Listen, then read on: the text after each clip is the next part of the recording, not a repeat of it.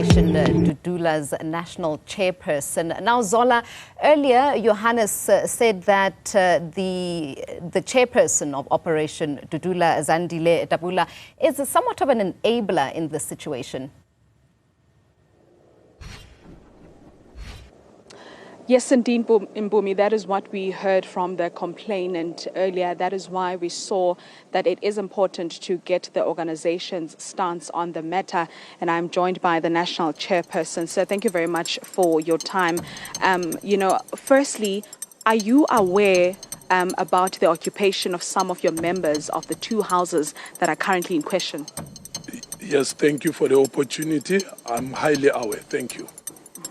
So what do you know about these two houses? Because the complainant is alleging that your members entered those houses, telling the family that they are, protecting them from being hijacked, and now they do not want to vacate the houses.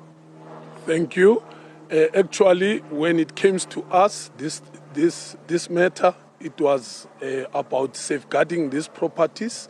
After safeguarding the properties, we must take the property back to the owners. It's what we know. Yeah.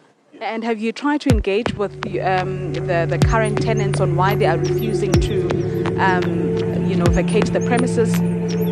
Definitely we did so. We tried to talk to the tenants, commanders. Do you remember the agreement? The agreement is that you safeguard this place. When the owner wants the property, will give back the property to the owner. Yes, it's what we know. What did they say, and when did you tell them this? We tell them it was 2 months back, but the agreement stands. Why? Because this matter, it's long. It's long.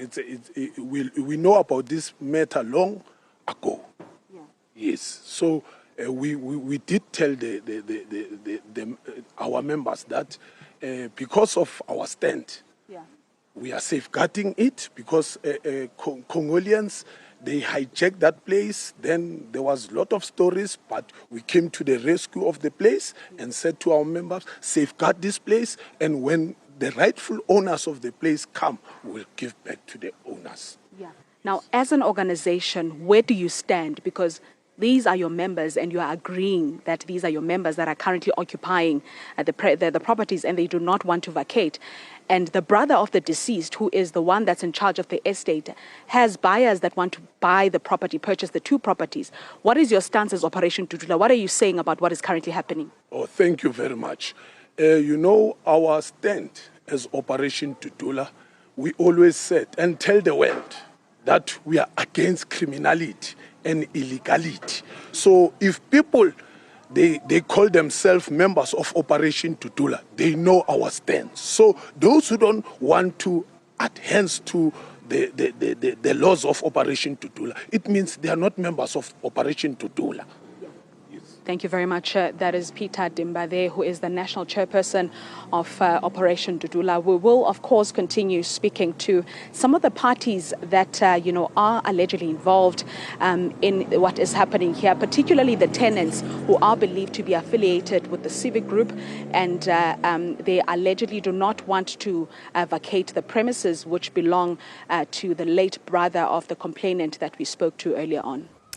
Zola, just help us make sense of the logic here. If there is an administrator who has been appointed lawfully, why would there be a need for a civic organization to be safeguards of these properties?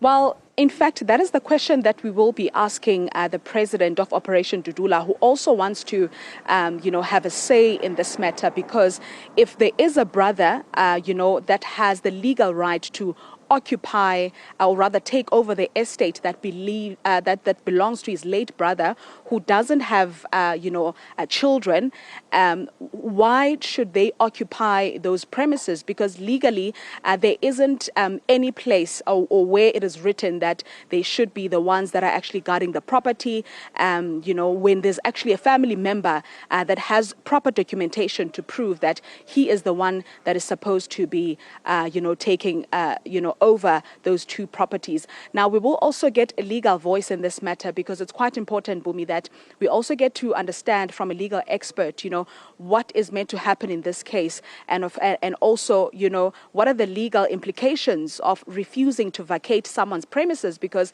according to our understanding, these people are not related in any way to the family of the deceased, the owner of the two properties. So more is coming on the story, and we will, of course, keep our viewers updated. Right, Zola.